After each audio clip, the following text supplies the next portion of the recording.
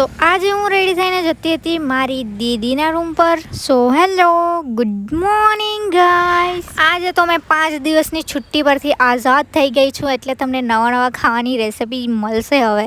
તો મારી મોર્નિંગ થઈ એટલી વાર આ લોઠું ભણીને બી આવી ગયું. આજે તો મને ઘરે બહુ જ કંટાળો આવતો હતો, તો મેં રેડી થઈ ગઈ દીદીના રૂમ પર જવા માટે, કેમ કે ત્યાં થોડી ઘણી મજા તો આવશે.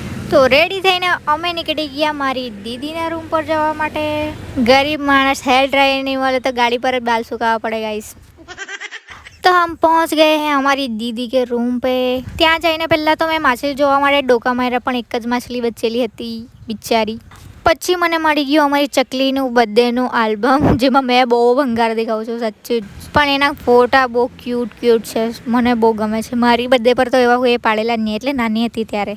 હા, રડકી જવું ને આમાં મેં છી બહુ ભંગાર દેખે છે. તમને પહેલાં જ કીધું, આ બધી 3 મારી બહેન છે. હા, પછી તમે મારા મમ્મી પપ્પા બતાવું. આ મારી મમ્મીનો ફોટો જોયો એટલે બધા મને નાનેથી જ કહે કે તારા કરતાં તારી મમ્મી સારી દેખાય. હા ભાઈ, સારી દેખાય. આ મારા પપ્પા અને આ મારી દીદી લોકો.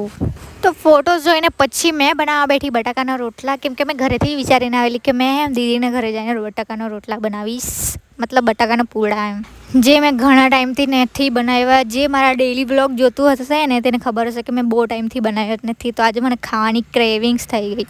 તો બધા મસાલાને એવું નાખીને, ચોખાનો લોટ નાખીને તેનું મસ્ત બેટર બનાવી દીધું. પછી ગરમ તાવા પર તેલ નાખીને પછી એ બેટર નાખી દીધું ને આપણા મસ્ત પૂડા એકદમ એમ ચીપકી જેવા બી નહીં રહે, એકદમ મસ્ત સ્મૂથલી નીકળી જાય એમ. તો તૈયાર છે આપણા મસ્ત બટાકાના પૂડા, અને તે લઈને અમે એક તો ખાઈ બી લીધું.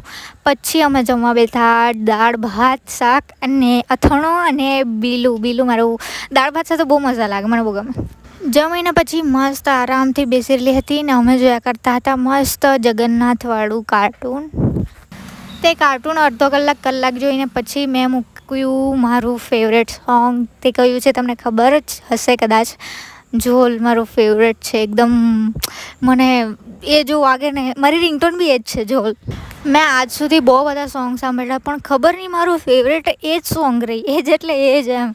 મને ગમે તે સ્ટોરીમાં એ જ સોંગ મૂકવાની ઈચ્છા થઈ જાય. તો 2 વાર તો મેં એ જ સોંગ સાંભળ્યું. તમને હમણાં મેં સંભળાવી નહીં શકું, કેમ કે છે ને પછી કોપીરાઇટ લાગી જાય મારા વ્લોગમાં. પછી સોંગ સાંભળીને પછી મેં દોરવા બેઠી મહેંદી. ફ્રીજમાં કોણ દેખાઈ ગયો એટલે મેં પાડવાની બેસો એવું બને કે ગાઈસ. મને થોડીક મહેંદી પાડીને પછી ખબર નહીં શું થઈ જાય, તો મેં ગમે તેવું ચિતરી દઉં. પછી ને એનું મોસમ જો કેટલું મસ્ત થઈ રહેલું છે. થોડું વરસાદ બી આવે છે. બહાર જરાક વધારે ઠંડી લાગવા લાગી, તો મેં આવી ગઈ રૂમમાં આવીને ખાધું એક પડીકું. પછી 3 વાગી ગયા એટલે અમે નીકળવાના હતા હવે ઘરે. ને ઘરે જવાવાળા માણસ 5 હતા, એટલે અમે કેવા બેસીને જતા હતા જો ને.